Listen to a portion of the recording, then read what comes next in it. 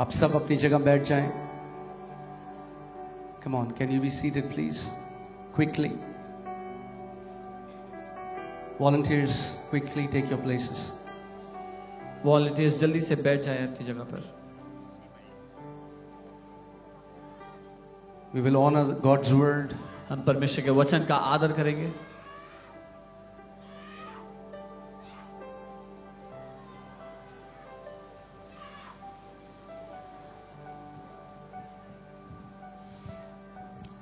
बहुत सारे लोगों को यह लगता है कि परमेश्वर जो करना चाहता है वो कर सकता है. Many people think that God can do whatever He wants to do, मगर ऐसा नहीं है. but that is not so. क्योंकि जिस दिन उसने पृथ्वी इंसानों को दी, Because the day He gave the earth to men,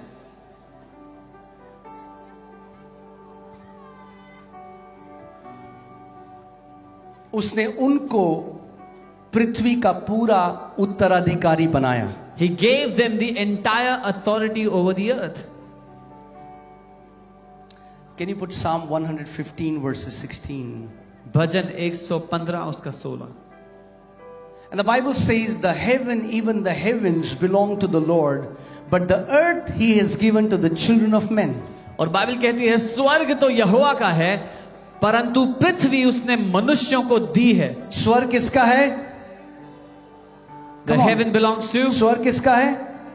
यहोवा का. The Lord. मगर पृथ्वी But the उसने earth, मनुष्यों को दे दी है. He gave it to men.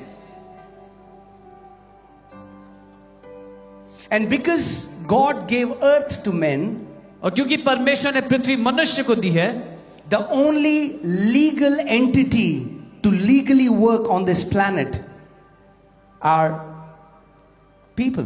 एकमात्र कानूनी अधिकार जिसको मिला है वो मनुष्य है पृथ्वी के ऊपर. और ये चीज बहुत सारे विश्वासी नहीं समझते, इसीलिए वो गिड़गिड़ाते हैं. परमेश्वर कहते हैं प्रभु कर, मगर जो उनका पार्ट है, जो उनकी रिस्पॉन्सिबिलिटी है, वो उसको पूरा नहीं करते. And many believers do not understand this. That's why they beg in prayer and say, God, do it. But they themselves do not do what is their part.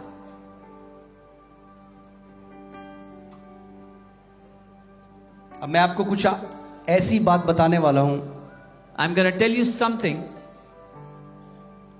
कई विश्वासी प्रार्थना को मैजिक या जादू समझते हैं. Many believers think prayer is magic. मैंने प्रार्थना कर दी, मैंने परमेश्वर को बोल दिया प्रभु ये कर, अब मेरा कोई भाग नहीं, मैंने बस उसको बोल दिया वो कर देगा. I have prayed and I have told God what to do. Now I have nothing to do with it. God will do it. नहीं, आपकी भी एक रिस्पॉन्सिबिलिटी है, आपकी एक जिम्मेदारी है. No, you have a responsibility, a part to play.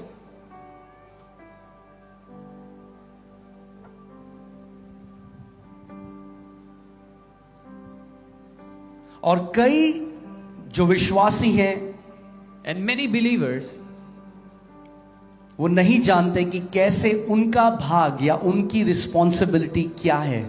and they do not understand what is their portion or their responsibility.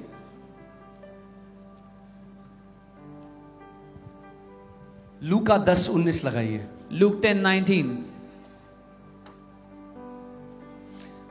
बहुत सारे विश्वासी परमेश्वर को गिड़गिड़ाते हैं, भीख मांगते हैं और ये नहीं जानते कि वो अधिकार कितना महान है जो प्रभु यीशु मसीह ने उन्हें दिया है. Many believers plead and beg before God, and they do not know how mighty, how great that authority is that the Lord Jesus has given to them. यहां पे देखिए क्या लिखा है. Look what it says. देखो मैंने तुम्हें सांपों और बिच्छुओं को रौंदने का और शत्रु की सारी सामर्थ पर अधिकार दिया है. Behold, I give you the authority to trample on serpents and scorpions and over all the power of the enemy.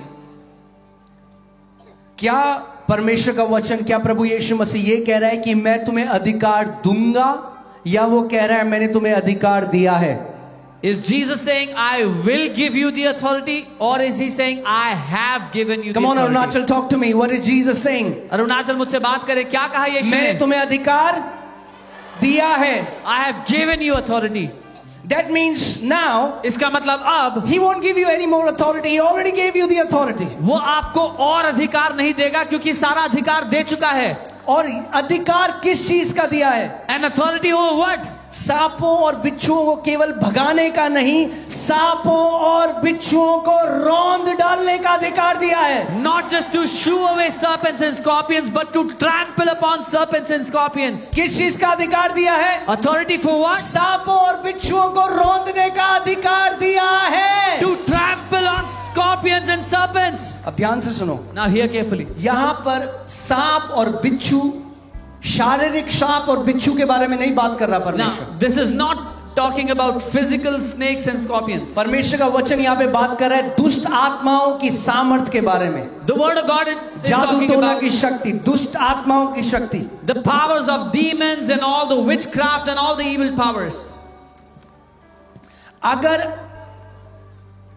आपके जीवन में दुष्ट आत्माएं आपको परेशान कर रही हैं, If in your life demons are bothering you, ऐसा इसलिए है क्योंकि आप उस अधिकार का इस्तेमाल नहीं कर रहे जो प्रभु यीशु मसीह ने आपको दिया है.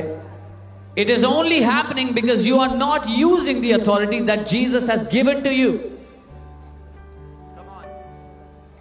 अधिकार किस चीज का अरुणाचल? मेरे पीछे बोलो. सांप और बिच्छों को रौंदने का.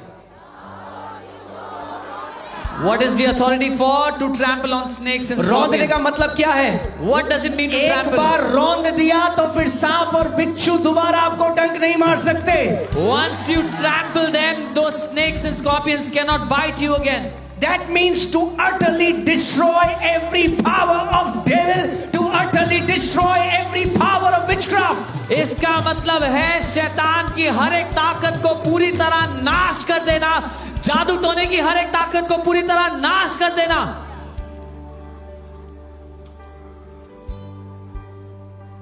मगर कितने ऐसे विश्वासी हो प्रभु यीशु मसीह कहते हैं प्रभु आप कुछ करो दुष्ट आत्माओं के बारे में. But there are so many believers that say, Jesus, do something about the demons. No, Jesus will not do anything about demons anymore. नहीं, यीशु कुछ नहीं करेंगे दुष्ट आत्माओं के बारे में अब. He gave you the authority. उसने आपको अधिकार दे दिया. उसने आपको अधिकार दिया है. He gave उसने you अपनी the authority. कलीसिया को अधिकार दिया है. He gave it to his आपको church. उस अधिकार में चलना सीखना पड़ेगा अगर एक जयवंत योद्धा बनना है तो. You have to learn to walk in that authority if you want to live as a victorious champion. और अधिकार कैसे रिलीज किया जाता है? How is authority released? अपने शब्दों के द्वारा. By your words. अपने शब्दों के द्वारा. By your जब words. यीशु मसीह इस पृथ्वी पर चलते और फिरते थे, When Jesus walked on the earth, वो अधिकार को कैसे प्रकट करते थे? how did he show अपने authority? शब्दों के द्वारा. By his word. उसने तूफान को कैसे शांत किया? How did he stop the अपने storm? शब्दों के द्वारा. By his उसने word. लाजरस को मरे हुओं में से कैसे जिलाया? How did he raise अपने Lazarus? शब्दों के द्वारा. By his word. उसने दुष्ट आत्माओं को कैसे निकाला? How did he cast out अपने demons? शब्दों के द्वारा. By his word. उसने बीमारों को कैसे चंगा किया? How did he heal the अपने sick? शब्दों के द्वारा. By his word. आप जय में कैसे चलोगे? How do you live in victory? अपने शब्दों के द्वारा. By your words. Unless you learn your part of the equation, जब तक आपका काम क्या है आप वो नहीं सीखोगे, you can never partake in victory. आप कभी जय में हिस्सा नहीं ले सकते. इसीलिए आपको ये निर्णय लेना पड़ेगा कि मैं जो अधिकार परमेश्वर ने मुझे दिया है, मैं उस अधिकार में अब चलना शुरू करूंगा. That is why you have to decide the authority that God has given to me, I will walk in that authority. Put that scripture again. लूका 10:19 को हम दोबारा देखेंगे. We will read Luke 10:19 again. साथ में पढ़ सकते हैं हम? Can we read it together? Okay. 1 2 3 come on. देखो मैंने तुम्हें सांपों और बिच्छुओं को रौंदने का और शत्रु की सारी सामर्थ पर अधिकार दिया है और किसी वस्तु से तुम्हें कुछ हानि ना होगी. यीशु ने कहा Jesus said, कितने लोग यहाँ पर विश्वास करते हैं जो यीशु कहते हैं? how many people believe what क्या आपको Jesus is लगता है saying? वो झूठ बोलते हैं या मजाक करते हैं, या सच में जो वो कहते हैं वो सच है? Do you think Jesus is lying, or is he joking, or is it really true what he says? कितने लोग विश्वास करते हैं जो यीशु कहते हैं वो सच है? How many believe Jesus is telling the truth? तो प्रभु यीशु मसीह ने कहा, Then Jesus said, किसी भी वस्तु से तुम्हें कुछ हानि ना होगी. nothing shall by any means harm you. And I love the way Passion Translation says it. और पैशन ट्रांसलेशन में बहुत अच्छा लिखा है. एक बाइबल का एक अनुवाद है There's a translation of the जो Bible अरामाइक भाषा से लिया गया, There was- क्योंकि यीशु मसीह अरामाइक भाषा बोलते थे. that was taken from the Aramaic because Jesus spoke that language. And it says, nothing shall harm you as long as you walk in this authority. और उसमें लिखा है तुम्हें किसी भी चीज से नुकसान नहीं होगा जब तक तुम अधिकार में चलोगे. As long as you walk in this authority. जब तक तुम इस अधिकार में चलोगे.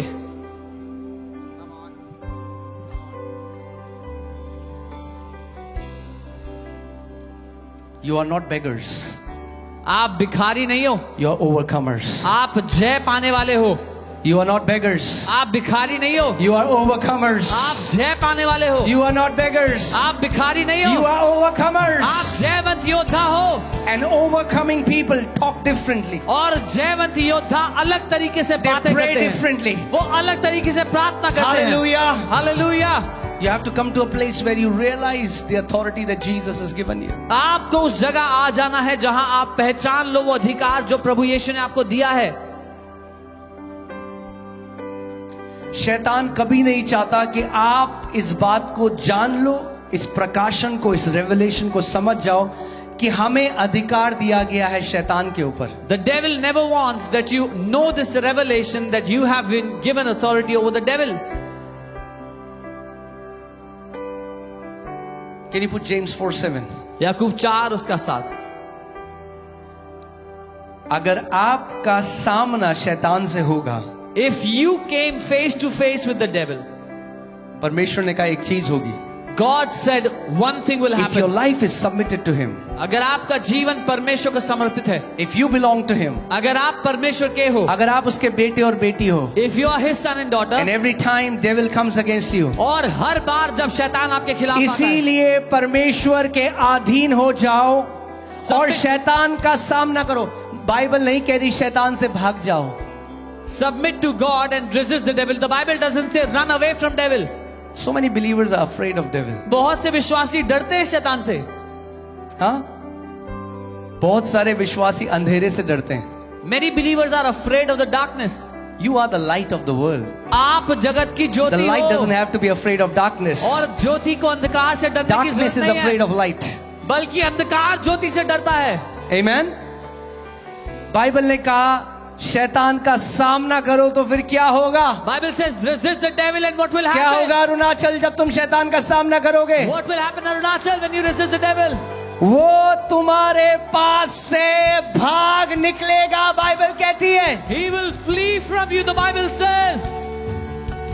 That means there is a way I have to learn to resist the devil. इसका मतलब एक तरीका है जो मुझे सीखना है कि मैं कैसे शैतान का सामना करूं. If the devil is not running away from my life, अगर शैतान मेरी जिंदगी से भाग नहीं रहा, there are only two reasons. तो दो ही कारण हो सकते हैं. Either my life is not submitted to him, या तो मेरा जीवन परमेश्वर को समर्पित नहीं है, or I do not know how to resist him. या फिर मुझे शैतान का सामना करना नहीं आता. Because God is not a liar. क्योंकि परमेश्वर झूठा नहीं है. He said, if my life is submitted to him, उसने कहा अगर मेरा जीवन परमेश्वर को समर्पित and है I resist devil, और मैं शैतान का सामना he करूं, will flee away from me. तो शैतान मुझे छोड़कर भाग निकलेगा.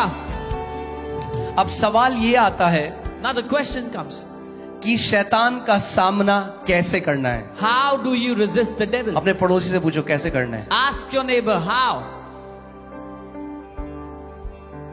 तो शैतान का सामना ऐसे ही करना है जैसे यीशु मसीह ने करा.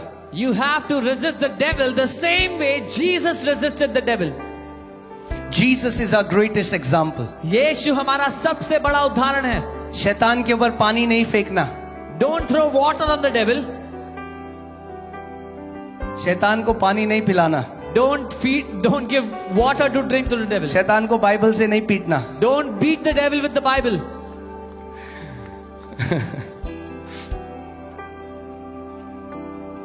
शैतान चिल्ला के नहीं भागता. The devil doesn't run away screaming. Even the spirit of deafness can hear. जो बहरेपन की आत्मा है उसको भी सुनाई देता है. Devil is not deaf. शैतान बहरा नहीं है. Devil is not afraid of the loud sound. शैतान जोर से आवाज करने से नहीं डरता है. Devil is afraid of authority. शैतान अधिकार से डरता है. You will have to learn how to walk in authority. आपको ये सीखना है कि